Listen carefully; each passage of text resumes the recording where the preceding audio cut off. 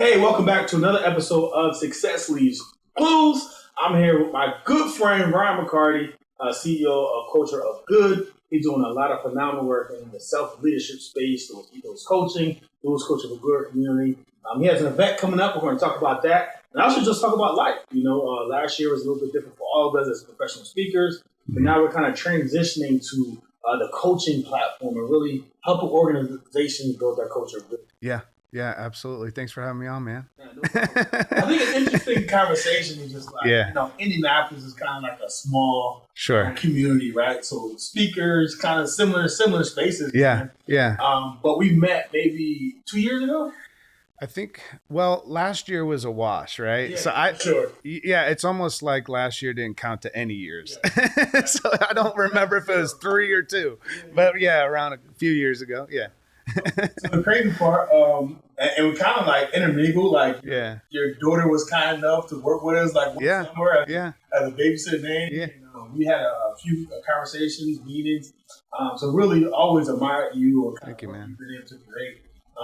First question, like who is Ryan Mccarty? Tell the people who you are. Yeah, thank you for asking that question. That's actually a more profound question than most people can answer. Yeah. I am a person that is a person of wild curiosity. I love learning. I love culture. I love being able to believe that there's always greater potential in this world and in people and in business than what we've tapped into. So I get really curious around what do we do every single day and why does that really matter? Like, how do we get to the soul of our business? How do we get to the soul of our life? Like, how do we get so deep inside of us that the rest of our life is impacted by how well we know ourselves? So when you're asking who is Ryan Mccarty, I'm a wildly curious person. And the crazy thing is, we talked a little bit about values, how they work, but you made the distinction of how they shift and change over the career of your life. Yeah. I think that's something that has always been, it's always been clear to me, but I think as I get older, the more I realize that there have been seasons in my life that I've not lived up to my values. For whatever reason. And the older I get, the more I realize that my happiness and centeredness and feeling grounded and having healthy relationships and healthy business and just being able to have strong mental health and emotional health all comes down to first knowing what I value in this season of my life, and then also saying, how am I honoring that? How am I honoring that in this environment? How am I honoring that in this relationship with Gary Brackett, right? Like, am I able to live up to my values when I'm hanging out with you? And am I living out my values when I'm hanging out with my wife? Am I living my values when I'm hanging out with my kids? What are those values? And am I changing those for different relationships to fit in with whatever group or person that is? And I think that's vital to what I know now is, if I can be true to myself and honor my values, that's honoring me. I'm honoring myself. And in doing so, I can fully show up in whatever environment I'm in, relationship that I'm in. That's a beautiful thing to do, because then you don't have to keep up with all these different images that people have of you. Right. You know what I'm saying? I heard Lisa Nichols, she's like a professional woman empowerment speaker. Yeah. She was like, I like me. So yeah. You're like that. You know well, that's it. Do you like you? Yeah. Yeah, that's a great question. And I would say for many years, I don't know if I could truly look back and answer at that season of my life if I really liked myself, and when you don't like yourself, you're going to question whether everybody else does or not, right? And so you're constantly looking for what's going to get me accepted, what's going to allow me to fit in. And in doing so, many times we dishonor our values, therefore dishonor ourselves, which creates a scenario where, again, we're not happy, we're not fulfilled, we don't have a sense of meaning and purpose in our lives. And that's a shame. But I agree, I do like me. Yeah. Now, and isn't it true though? The older you get really comfortable in your own skin, and you just don't give a shit anymore. Can I cuss? Yeah. Okay, cool. The crazy part of it is like It was like a running joke that like old people just say whatever, right? Right. They know that time is short here. They gonna get it off their chest. Yeah, why don't we do that now? Well, it's not as accepted, right? Like you can. But it's funny. Like, still ain't married. I ain't watching that for you. Yeah, right. They just say anything. Right. Nah. But they really like themselves. Yeah, they're just. I mean, at some point, I think that's what we're doing in life is we are on a journey to come back to ourselves. I was actually going to look that up. I don't have it in my mind, but the hero's journey. Yeah. Yep. And I don't know what the last step of the hero's journey is, but if it's not that, it needs to be added to the hero's journey. No, if there's not a returning back to self, that's it. Is it? It's really returning back to self is like the last one, or not self, like your greatest self, like your purposeful, your hero self. But then the last step is like sharing that and living that value. Yeah. Because to your point about liking yourself, knowing your values, I think the deepest fear that people have is the fear of acceptance. Yeah. And they live a life based on acceptance. So what will you kind of tell that individual that's not living to their personal values because they fear being accepted, or, man, if I showed up as myself, or if I create this boundary, then maybe I would have to remove myself from some situation. Well, the reality is what it took for you to fit in, you have to maintain that going forward to stay in. Wow. And that is exhausting. That's an exhausting way to live. So when you're talking about acceptance, for me, I lost my mom to suicide when I was 6. My dad was a heroin addict. There's a lot of childhood trauma. My dad remarried within the year, and I had a whole new family. So he got off of drugs, had a brand new family. From the outsider's perspective, that looks great. Right. From a child's perspective, there's a lot of trauma involved in all of those realities. And part of the trauma is, where do I belong? Right? Because my family's gone now. I have a new family. So now I got to fit into this new family. Right. You don't know about fitting in or belonging when you're 7 years old. So I'm fitting into this new family, right? And it created an understanding in me that in order for me to belong or feel like I'm a part of something, I've got to figure out how to fit in and get accepted. And one of the ways that I did that is through gaining people's admiration. So the new family I had was very involved in the church, and it was very performance-based kind of living, like right and wrong. Yeah. As long as you perform up to this level, you'll be admired. And I learned how to create that scenario around me. So I was always looking for admiration. And it was only till about 3 years ago, and like two years of therapy, to realize that what I was doing is I was mistaking admiration for love. I was thinking that when people admired me, they loved me. And when people didn't admire me, they didn't.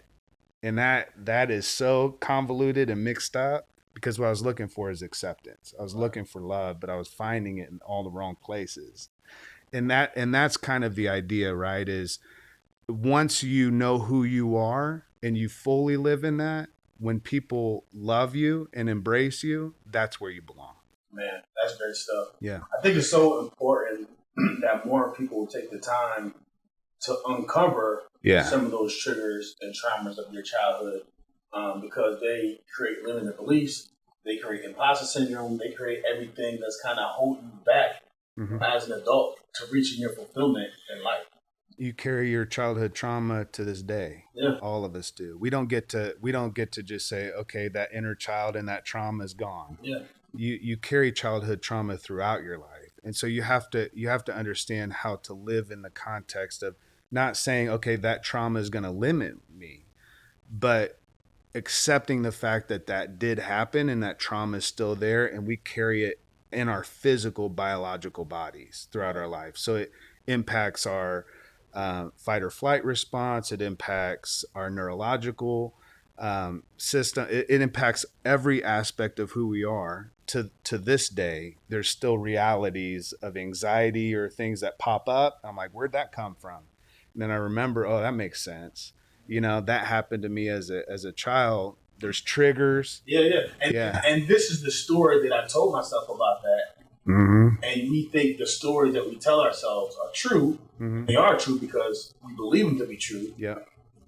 But there might not actually be facts. Well, there's some truth in it. And when you're around coaches, teachers, leaders, adults in your life that confirm the little bit of truth, by saying something or, putting you in a situation where you had to, live in that untruth, then yeah, it continues to perpetuate those limiting beliefs, and that any limiting belief limits your life, right? Yeah. So belief is really kind of the key. If we're able to change a belief, then we're able to change our life. It's funny. It's a quick story. I know you heard this one. There was like a dude was on a farm in China, and his son found the wild horse. Yeah. The wild horse back, and then he was like, yeah. The village people were like, man, isn't that the greatest thing ever? Like your son found a wild horse. He's like, maybe so, maybe not. Yeah. And then he's riding the wild horse throws him off and breaks his arm. Right. Like, isn't that the saddest thing ever? The wild horse, maybe so, maybe not. Then the army comes and was like, hey, every healthy kid has to go off to war. Right. So his son can't go to war because the armor's broken. Like, oh, isn't that the greatest thing ever, right? Right. And it's just like... And maybe so, maybe not, yeah. And it's like, what story we tell ourselves based on the experience is what we're going to actually project and think is true. Yeah. And it's perspective too, right? No question. Like two people see the same thing and they tell two different stories about it, and that story creates a belief, creates behavior, creates an entire lifetime. Yeah. And that's I think why some of us are hesitant to really do the work, that internal work, because it brings up a whole lot of stuff. Yeah, for sure. Yeah, there's we're far more complex as people than we give ourselves credit for. Yeah. and it's complex, like the potential inside of us is far greater than we give ourselves credit for. I think it's limitless. And I think, the whole quote is like, our greatest fear is not that I'm inadequate. My greatest fear is that I'm powerful beyond measure. And I think that's what frightens most people. Yeah. That if you have to show as your greatest self and sustain that. Yeah. Right. It feels like work, but it's not. It's an awakening. It's natural. It's flow. Yeah. It's actually ease. To live in your greatness is ease. It's not easy, but it's ease. It's a flow. Right? Water flows where there's the least resistance. It finds its way. Yeah. And our purpose, our destiny, our why, our sense of meaning, and all of that is that's what it's supposed to feel like a flow. Right. It doesn't mean that life is easy. It doesn't mean that we don't face obstacles, and all of us have different ones to face. But at the end of the day, we're able to embrace truly who we are, the very core of who we are, and say, with unashamed truth, this is who I am, this is what I faced, and just being vulnerable. That vulnerability opens other people up that can truly love us exactly as we are. Man, that's not the difficult life. Yeah, man. Like I said, your life is extra. Yeah. Exactly. So that's like dealing with the person, but then these people, majority of these people work at an organization. They work at a company. Right. And not only do they work there, they spend majority of their time there. Yeah, sure. So what kind of led you to Culture of Good? What have you discovered about how these people that are broken and how they show up inside the organization? I find that people are people and humans are humans. And when they go to work, they don't check their humanity at the door. Right. That we have pain, we have childhood trauma. We carry all that into work. We have joys and successes. We carry all that into work, right? The Culture of Good came out of me spending, after losing my mother and my father remarrying and getting into church and ministry. So I went into full-time ministry. I started preaching when I was 15. Wow. They threw me on the platform and I went for it. That's awesome. It probably wasn't awesome. It was probably the most boring thing anybody's ever heard about before, but but it was great to have people to believe. Mm-hmm. Now looking back to what I was talking about, how much of that was me trying to fit in, Yeah, that's a therapy session. I don't know if we want to get into that. But I, at a young age, got married and had a ready-made family. She had a daughter, so I adopted her, and we had a daughter together as well. And so um, all that kicked off when I was 20 years old, and started a church when I was 23 and started building that ministry and nonprofit work. And a lot of it was focused on doing good in the world. And what I found is people were giving their evenings and weekends. They weren't getting paid for it. They were volunteering. They were giving back. They were discovering purpose as a part of this faith community. And when I was introduced into the business world and corporate, what I saw lacking was that very thing. What I saw lacking was the passion. And more than just drive for a paycheck or for what we define or measure as success in the business world, but really people coming to work and knowing it wasn't just a check the box for a paycheck on a Friday, but it was that sense that what I was doing every day was contributing to a greater good. And that's the only world I knew before I stepped into business. I had known ministry, nonprofit, missional, very much about how are we going to make the world better together collectively. And when I came into business, I didn't know business rules. I didn't know that wasn't a common thing for the organization. So I went in thinking, okay, this business I was going to start working for, which ended up where we started the Culture of Good. I was like, they have over 2,000 employees at that time in 35 states. Like all I saw them as 2,000 volunteers going out that we could collectively, what kind of good could 2,000 people do? And so that's really where I started with the Culture of Good, is just asking those wildly curious questions. What does culture look like when people come to work every day and know their why? How passionate can you be in your work if you know that every sale you make goes to contribute to greater good in your local neighborhood, in your community? That it's not just about making money for the business or driving success of the business. It's about driving the success of the business so that we can do more good in the world. And so it was very philanthropic and giving back and caring. And from that, it was very transformative for those employees early on. And because of that, as you know, Scott Moorhead and I wrote the book, Build a Culture of Good. So, and then a system so that other companies can really build their own instance of that very sense of purpose and meaning behind what your employees are doing every day. That's awesome. Yeah, man. Because now you work with companies to kind of instill the culture of good inside of their organization. Yeah, because Scott's like, okay, what's the secret sauce? So we brought some organizational psychologists in, and they worked for a couple years to really identify what are the key components and the building blocks, and how do we systemize this, right? How do we create a system behind it in a structured process? So we developed a 12-month process, and from that, then I can go in and consult with companies and say it's going to look different. But the actual process is the same. So we help the company identify what is your cause, what's your why, we would say that's the soul of their business, and from that, then everything flows from that place. Yeah. And it's critical. Like some of the work I do with businesses is similar, right? Yeah. Their vision, their mission, their values. Yeah. And really making sure that their mission, their vision, their values aren't aspirational, but they're actually actionable. That's it. Yeah, this is not a list on a wall. No. Yeah, this is written on the hearts and minds of people. And values aren't something that we hope to achieve one day. No. Values are what we are choosing to live now. Name me someone in an organization that has these values. Right. And how did they show up at work and give an example of that? Exactly. So what we did is what we found in building the system of the Culture of Good, what we found is that you can have values, you can have a mission statement, but if you don't have observable behaviors or things that there's a common agreement that we're able to identify, then we're not truly able to measure whether we're living up to it. So although we start with feeling and belief, eventually we get to behavior, which says observably, like you're saying, show me one person that's living up to it, and let's honor them for living up to that value. And this is how they lived up to the value. And this is what we observed, and we shared that with the community. And now we're embedding it into the culture of the business because we understand that this is what's going to be elevated and celebrated. Yeah. You know, it's interesting.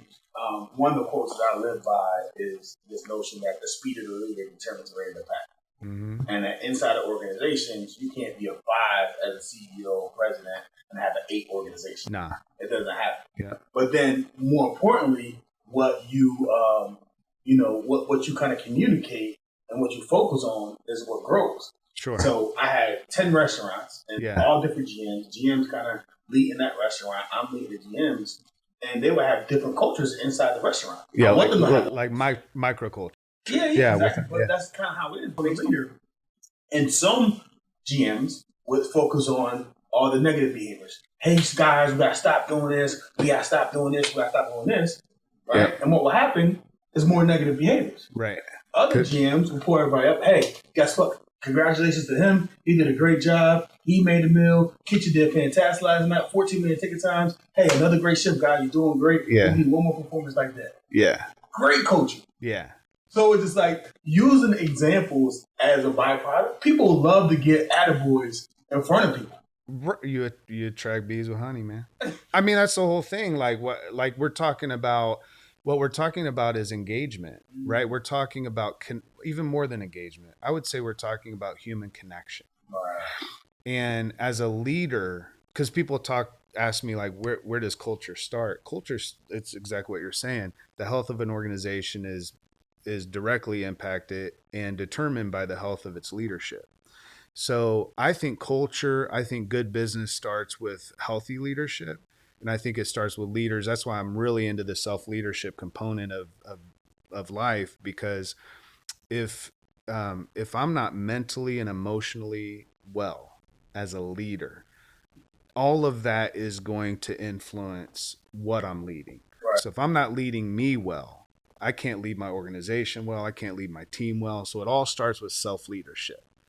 And it circles back around to your values, So if you have a GM that values people living up to behaviors, right, in a certain way, whether they're going to focus on the negative or the positive, the outcomes are going to be different, but because they value something different from those employees. There's something in that leader that decided to go into that style of leadership for whatever reason, and it starts with their own health.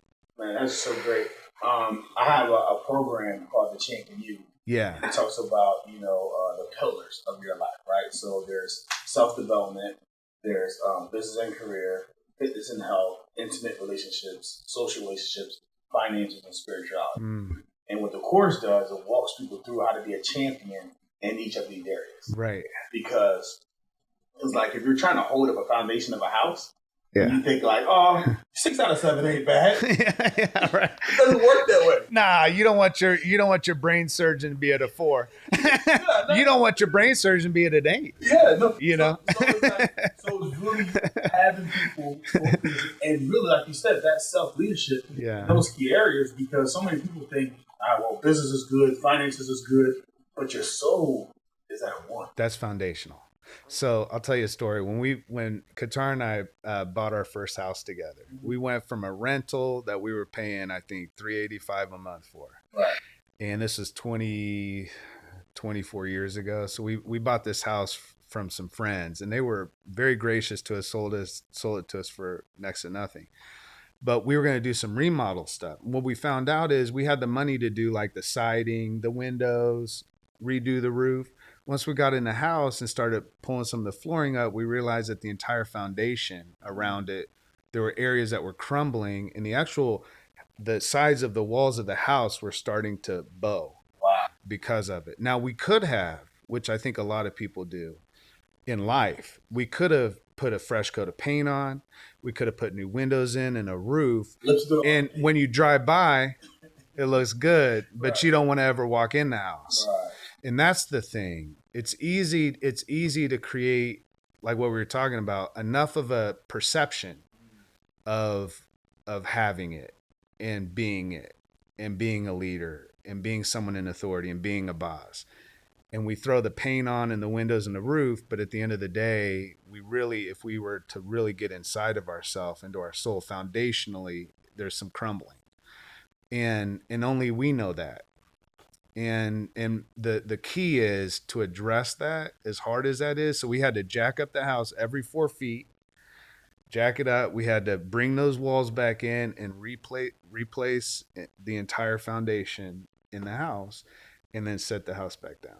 It's a lot of work. It costs a lot. Facing your own truth does the same thing. It's a lot of work. It'll cost you a lot. Your pride, right? Because you got to face some realities that you just kind of kick to the side. And so, you know, for me, it's like that work was so valuable, because when you drive by the house now, nice siding, nice roof, nice windows, but I wouldn't mind walking in. You know what I'm saying? Like, I wouldn't mind living in that space, because it's right. Of laying your bed and not thinking the roof is going to collapse.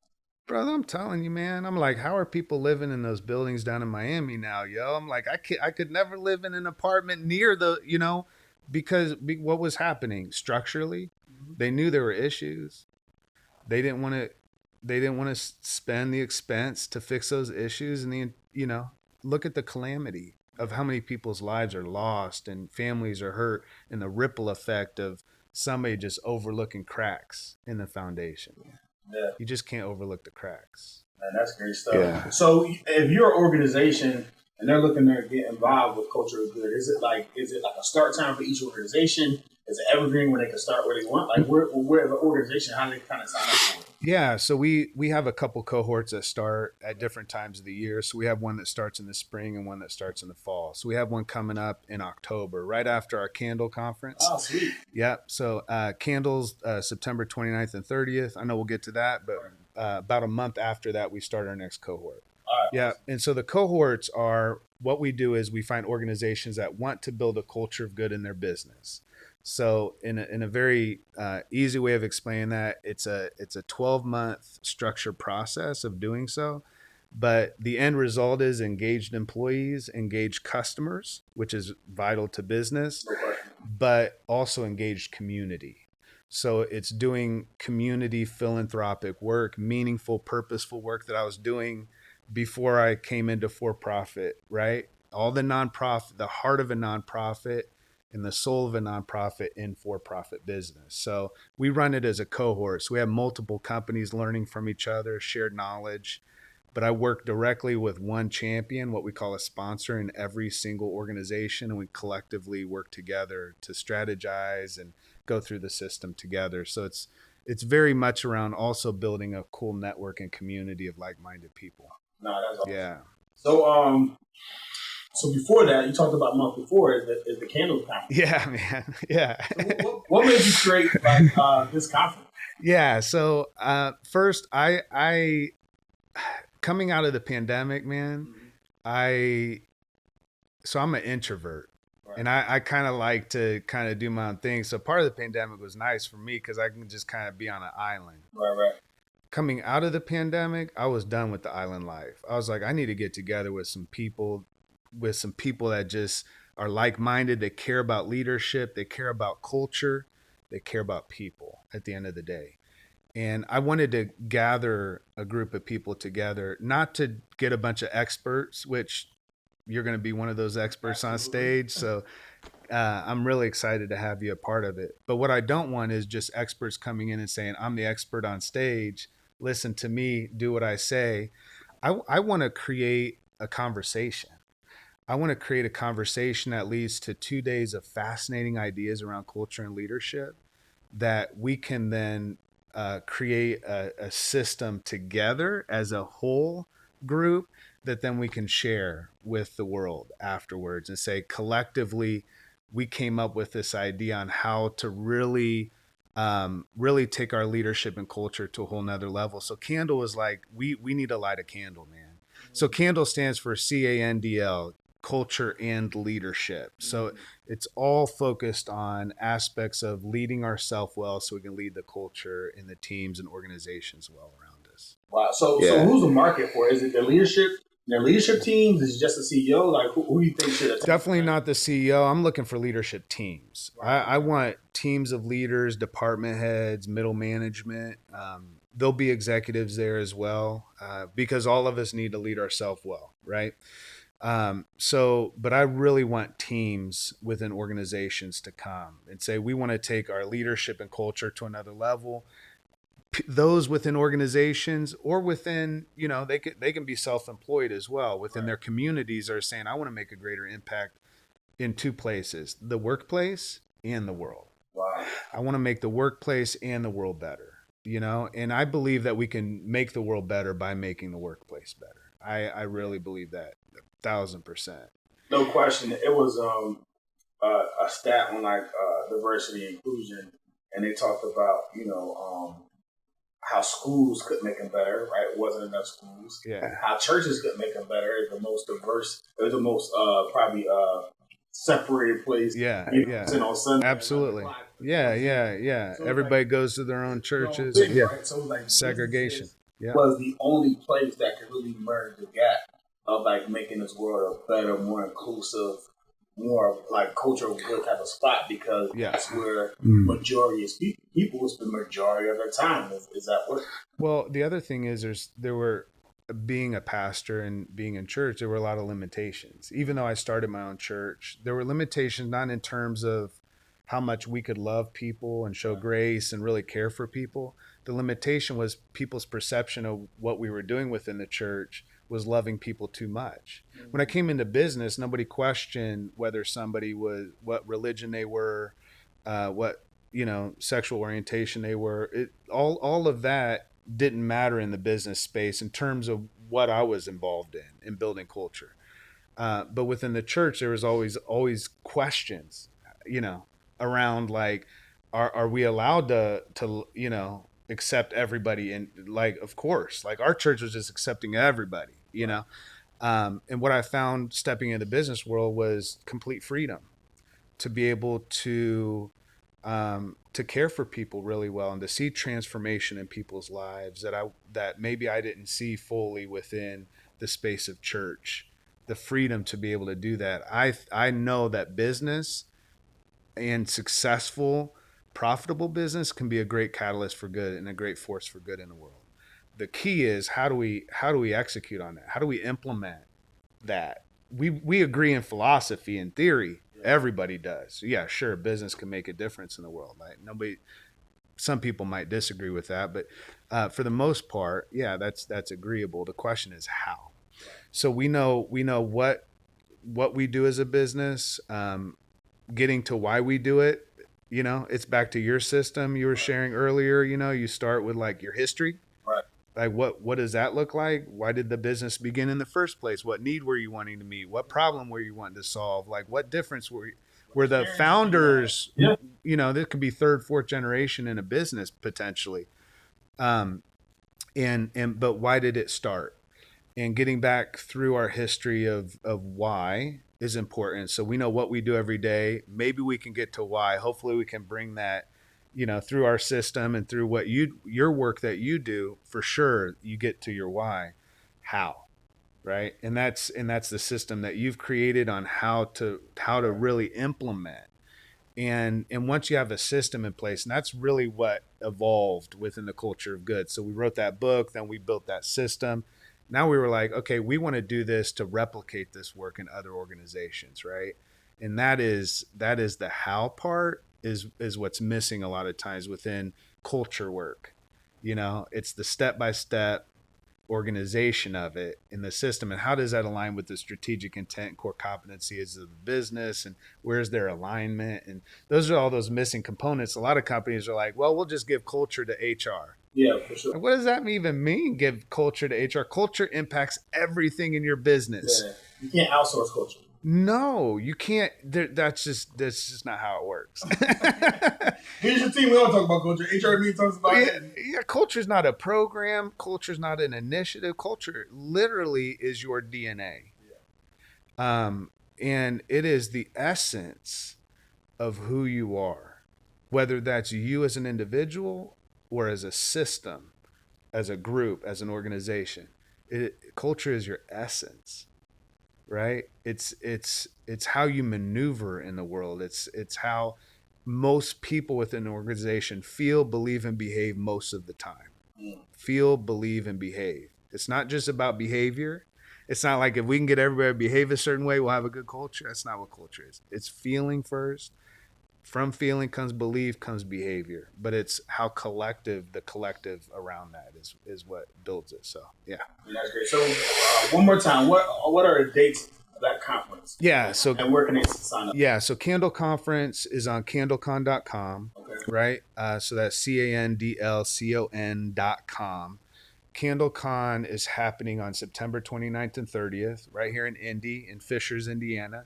So we have our new facility we moved into, and we have a whole area for a conference. And I walked into that conference room when we were looking at the building and doing remodel. I'm like, oh, we got to have a conference. Yeah. I mean, that was the spot. I've been talking about it in my head for a long time, but I was like, I got to get a building. I got to get this. And then it was like the universe was like, all right, you got a building, you got the space. What are you waiting on now? You know, sometimes it's like you just need that extra, like, okay, now it makes sense. And then all of a sudden it made sense. So we're finishing up the remodel on the building. So that's exciting.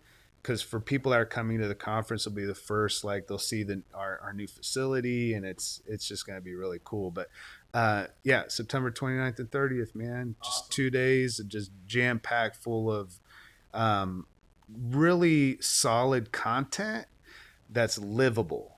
Like that's what I mean by creating. I love the how. Yeah. Oh, well, you know what? Like I used to just be inspiration all day long. And people would hire me to come speak and be like, just get on stage and inspire us. I'm like, good. And then all of a sudden I started being asked a different question.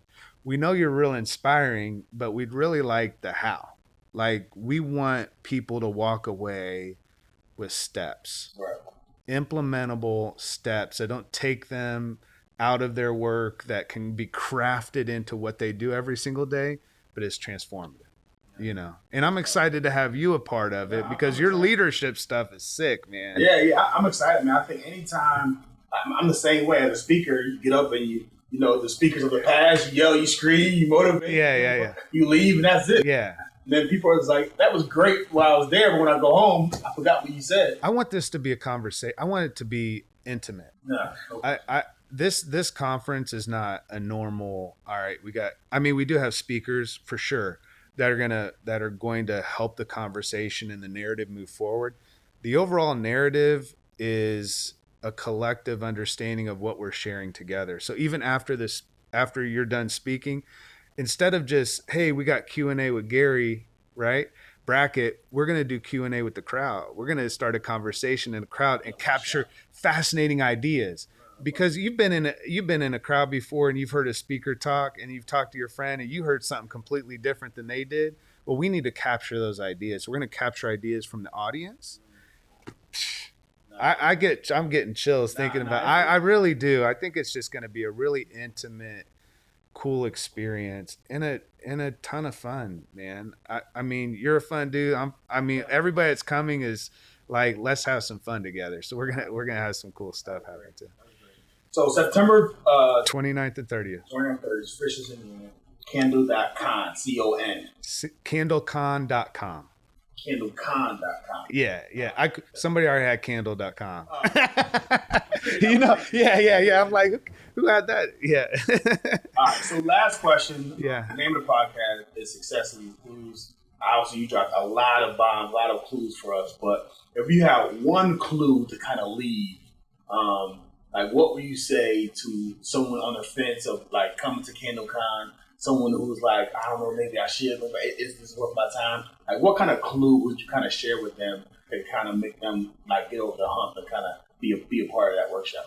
Yeah, what I can say is that I spent 7 years of the last 7 years really thinking about my entire life and what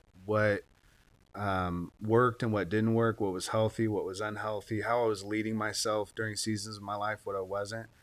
And from that thought process and from working through that, what CandleCon is really going to allow is for those that are attending to be able to capture all of the wisdom from the collective, which I think is something that is lost in business because we're not connecting as well with each other. So we're not listening to one another.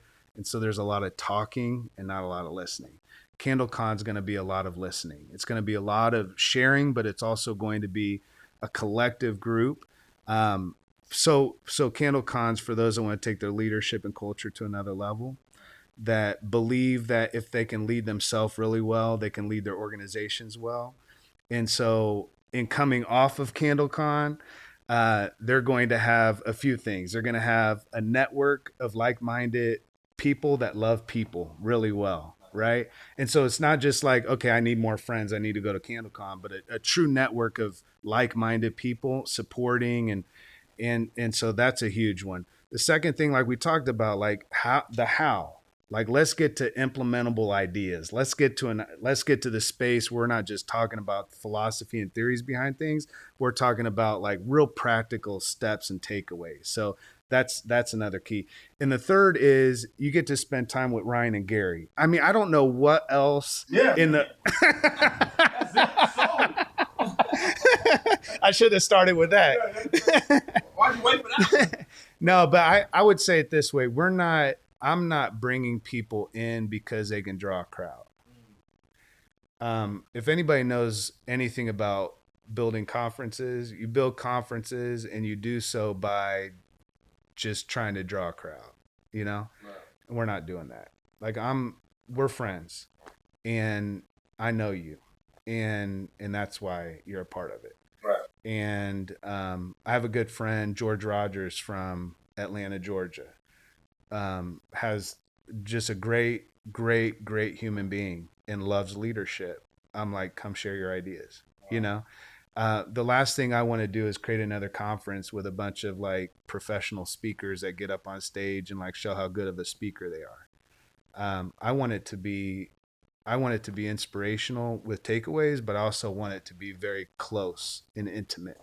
And I want just reality and vulnerability from the stage. And I think that's going to open up for us to have some really vulnerable conversations within the entire group and really show the support that we need for one another, man.